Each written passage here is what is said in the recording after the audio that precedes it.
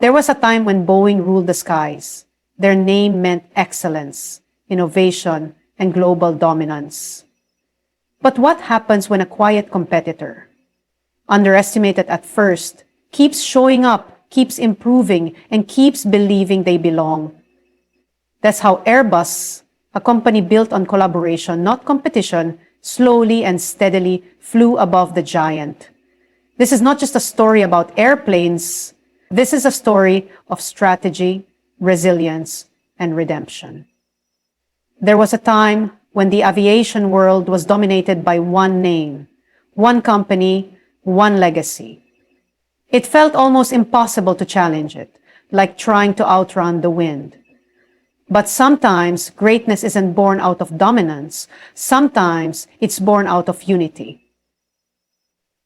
An incarnate rich with culture, history, and innovation was filled with talented engineers, dreamers, and thinkers. But for the longest time, they worked in silos. France had its vision. Germany had its talent. The UK had its innovation. Spain had its strength. But they were all moving in different directions. They were all building pieces of greatness, but never putting the puzzle together. Then came a moment, a decision, a quiet but powerful belief. What if we worked together? That was the beginning of something extraordinary. Airbus wasn't just a company, it was a collaboration, a coming together of different nations, languages, and perspectives. And that alone was its superpower. Because while others relied on one vision, Airbus was built on many. It wasn't easy. You can imagine the challenges, different systems, different ways of working, different opinions. But what brought them together was one common dream: to fly higher than ever before. They didn't start by trying to beat the best. They started by becoming better. Every single day, one step at a time. They learned from each other. They respected each other's strengths. France led with passion, Germany with precision, the UK with innovation, and Spain with resilience. Together, they created something no single country could have built alone. And while others may have doubted, questioned, or even laughed at this collaboration, Airbus quietly kept moving forward. They designed planes with the future in mind, not just the present. They took risks, but calculated ones. They didn't chase headlines, they chased progress. Slowly, the world started to notice. Airlines started to trust them, and the skies began to change. It was no longer just about Boeing. There was another name soaring above the clouds. A name that represented unity, diversity, strategy. What made this collaboration even more powerful was that it wasn't built on pride. It was built on purpose. No one was trying to outshine the other. Each part of the Airbus team knew they were stronger together than they could ever be apart. Imagine this: parts of a plane being made in different countries, coming together with perfect harmony. A wing built in the UK, a fuselage in Germany, an interior design from France, the design in interior design from France, and doesn't build the same car and the same engine in the same manufacturing. Each part built with excellence, then brought together like a masterpiece. It's proof that unity isn't just a word, it's a force. In every takeoff, every safe landing, every smooth flight, you see the result of that European collaboration. It became a blueprint not just for aviation, but for how success can be achieved when people stop competing against each other and start building with each other. There's something beautiful about seeing people set aside differences to build something bigger than themselves. Airbus didn't try to become Boeing, they became Airbus. And that made all the difference. Their story teaches us something deeper, that sometimes when we stop trying to prove we're better alone, we find that we're actually unstoppable together. That's what Europe did. That's what Airbus became. A reminder that when unity becomes your foundation and strategy becomes your compass, no storm is too strong, no sky too far, and no dream too impossible. Because when people believe in a shared vision, even borders can't stop them from flying. In life, we often think that being first means being the best, that if you're ahead, you've already won. But sometimes, the one who quietly observes, who takes time to study, to listen, to improve, they're the ones who truly change the game. Not with noise, but with innovation. Not with shortcuts, but with efficiency. That's exactly what Airbus did. They didn't rush. They didn't try to be everything all at once. They focused on one thing, making planes that work better, not just for airlines, but for the people who fly. Because at the heart of every innovation is a deep understanding of the people you serve. While others were holding on to the past, Airbus looked to the future. They saw how fuel prices were changing the rules of the game. They noticed how passengers wanted more comfort, how airlines wanted more savings, and how the world wanted more sustainability. So they started creating aircraft that answered all of that. Not in one big leap, but in small, deliberate steps. The A320neo wasn't just another plane. It was a quiet revolution in the sky. A plane that burned less fuel, made less noise, and flew farther. And it didn't happen by accident. It happened because Airbus made choices that were bold, sometimes unpopular, but always intentional. They invested in new engines. They used lighter materials. They reimagined design, not just for aesthetics, but for performance. Every bolt, every curve, every piece built with purpose. And then came the A350, a long-haul aircraft that combined beauty, strength, and intelligence. It wasn't just efficient, it was elegant. It offered airlines flexibility and gave passengers a better flying experience. Quieter cabins, better air quality, larger windows, thoughtful touches that made flying feel less like a chore and more like a privilege. But what made Airbus truly different was how they approached innovation. It wasn't just about being new, it was about being necessary. They didn't innovate for applause, they innovated for impact. Even on the manufacturing side, they used efficiency as a guiding principle. Parts made in different countries came together with clockwork precision. Digital systems streamlined production. There was no room for waste. Not in time, not in resources, not in energy. This level of discipline takes more than just skill. It takes vision and it takes heart. Because to be efficient is to be responsible. To say we will not waste what we have. We will do more with less. And in a world that is always chasing more speed, more profit, more attention, Airbus chose better. And that choice made all the difference.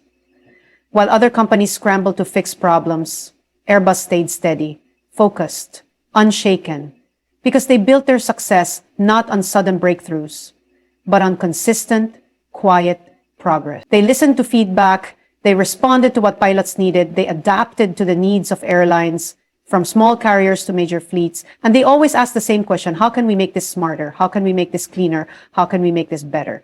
That kind of thinking doesn't just create good planes, it creates trust, it creates loyalty, it creates a reputation that doesn't have to shout to be heard. And maybe that's the most beautiful part of their journey, that innovation, when done with humility and intention, becomes more than just a product.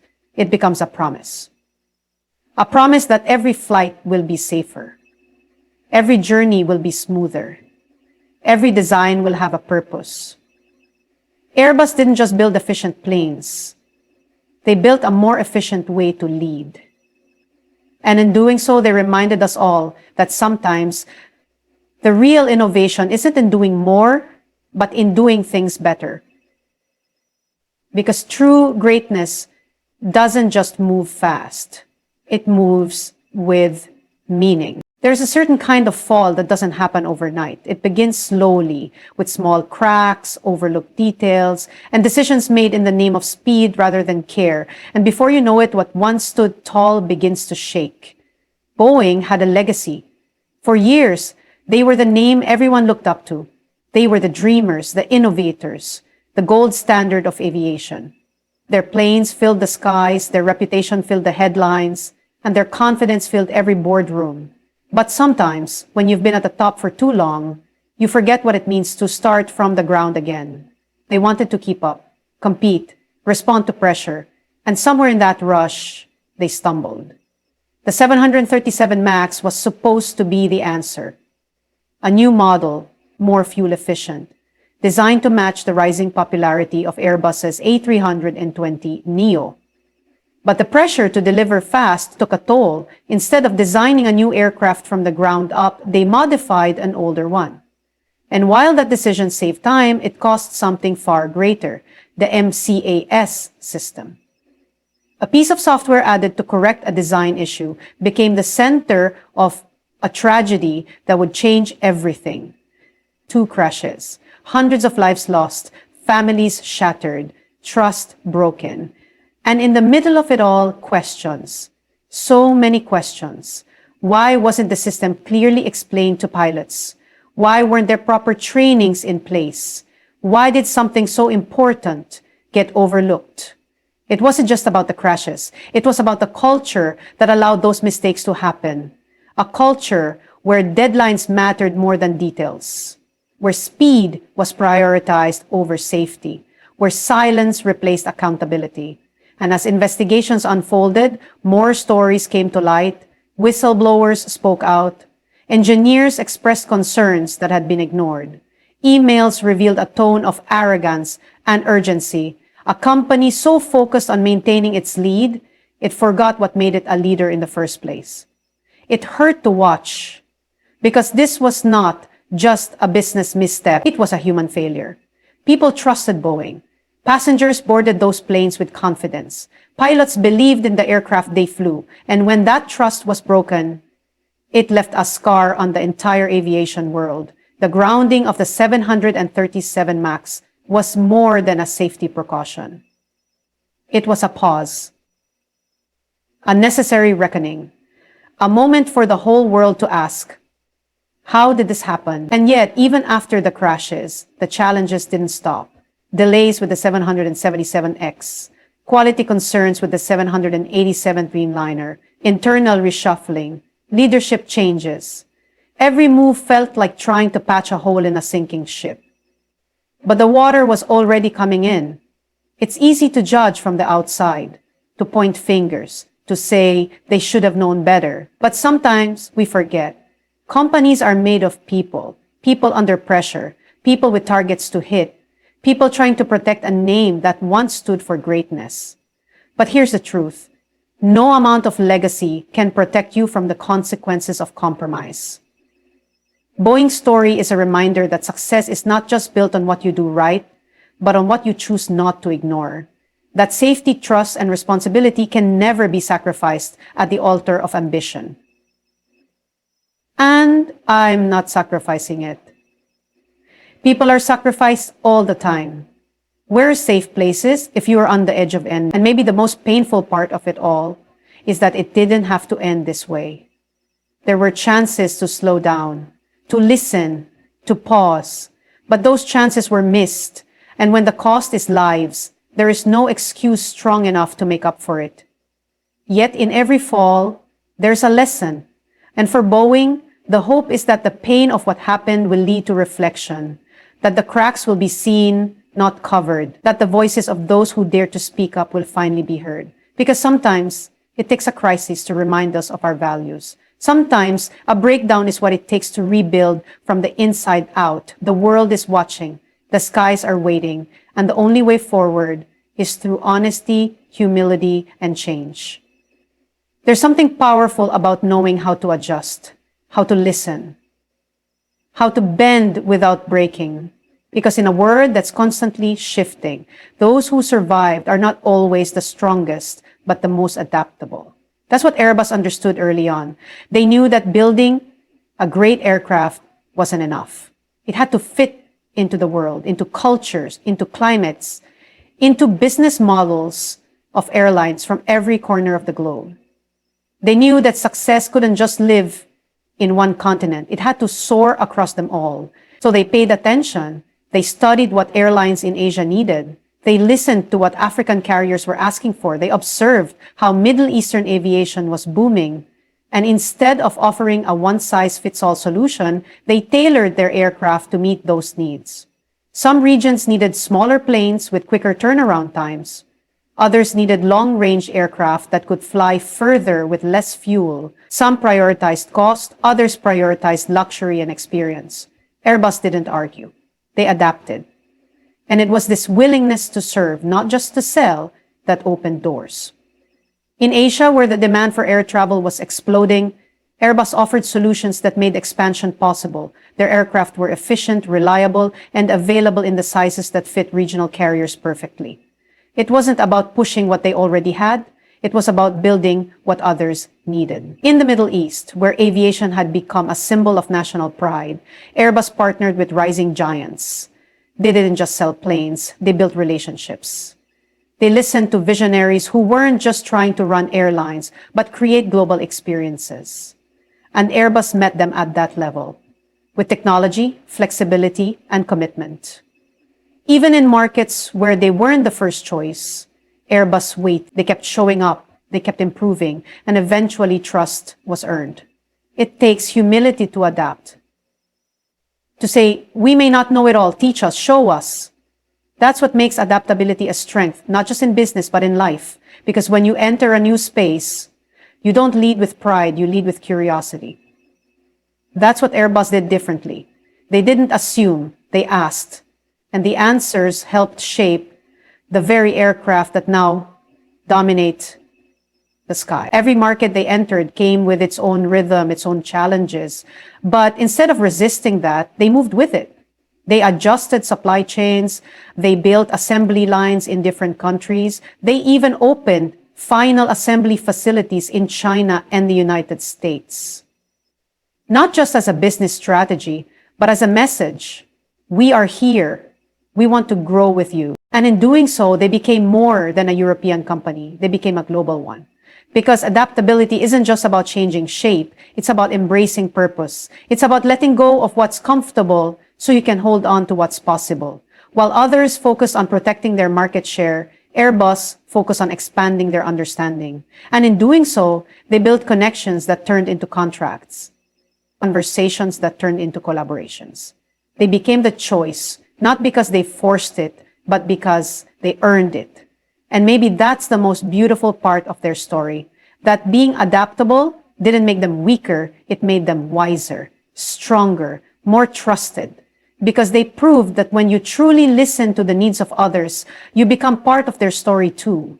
The world is vast, cultures are different, needs are never the same. But the ones who rise in aviation, in life, are the ones who are willing to meet people where they are. Not with ego, but with empathy. And when that becomes your approach, success follows not as a goal, but as a result. Because real strength isn't just about what you build. It's about who you're willing to become to serve others better. And in that space, Airbus found its wing. In a world that's always chasing the next big thing, faster planes, bigger profits, higher numbers, there's something rare and admirable about a company that stops to ask, but what about tomorrow? Because true progress doesn't just think of today. It considers the generations that will come long after we're gone. Airbus understood that growth is good, but growth with purpose is better. That success is sweeter when it's not just about soaring high, but about protecting what's beneath us. The earth, the air we breathe, the skies we fly through. Long before it became a trend, they already began investing in sustainability. Not for the headlines, not for attention, but because they saw where the world was headed. They listened to the scientists, to the environment, to the quiet warnings that nature has been giving us for years. They knew the aviation industry was part of the problem. Planes burn fuel, planes release carbon, but instead of ignoring it, they faced it, and they asked the harder question. How can we be part of the solution? So they started reimagining flight. They explored cleaner fuels, sustainable aviation fuel that doesn't rely on fossil resources. They developed lighter aircraft that used less energy. They created smarter systems that reduce waste, both in the sky and on the ground. And then they looked even further ahead. Hydrogen-powered aircraft, zero emissions flights, concepts that sounded like science fiction years ago are now quietly turning into reality. Because Airbus dared to dream beyond the present. But the most powerful part of their sustainability vision isn't just about the technology. It's about the mindset. A mindset that says we are responsible for for what we build, for what we leave behind, for how we move forward. Because when you're flying above the clouds, you see the world differently. You see how small we really are, how fragile this planet is, and how important it is to take care of it. It's easy to dismiss sustainability, to say it's expensive, complicated, or unnecessary. But Airbus chose the harder path, the longer route, because they knew the cost of doing nothing would be far greater. And that kind of leadership, quiet, intentional, forward-thinking, is what sets them apart. They didn't wait to be pushed. They stepped forward first, not to impress, but to inspire, to show the world that aviation can change, that we can fly cleaner, fly better, and still succeed. And in doing so, they sparked something deeper, a belief that innovation is not just about speed or size, but about stewardship, about being caretakers, not just creators. They partnered with governments, universities, and startups. They opened their doors to new ideas, they funded research, they shared their progress, because they knew this wasn't a race to win alone. It was a mission that needed all hands, all hearts. That kind of humility, that kind of commitment doesn't always make the front page, but it makes an impact. You can feel it in the way they design their aircraft. You can see it in their goals. You can hear it in the way they talk about the future, not with fear, but with hope. Because for them, sustainability isn't a trend. It's a calling. It's a belief that we can do better, that we must do better. Not just because the planet needs it, but because people deserve it. Our children, our grandchildren, and every soul who dreams of flying without guilt, without harm. Airbus reminds us that the skies are not just ours to conquer, they're ours to protect. And maybe that's the real vision. Not just green planes or clean fuel, but a deeper shift in how we think, how we lead, and how we love the world that allows us to dream. Because at the end of the day, true success isn't just about how far we fly. It's about what kind of world we land in. So the next time you look up and see a plane soaring across the sky, remember, it's not just about who got there first. It's about who kept going even when no one believed they could. Because in the end, success doesn't shout, it simply arrives.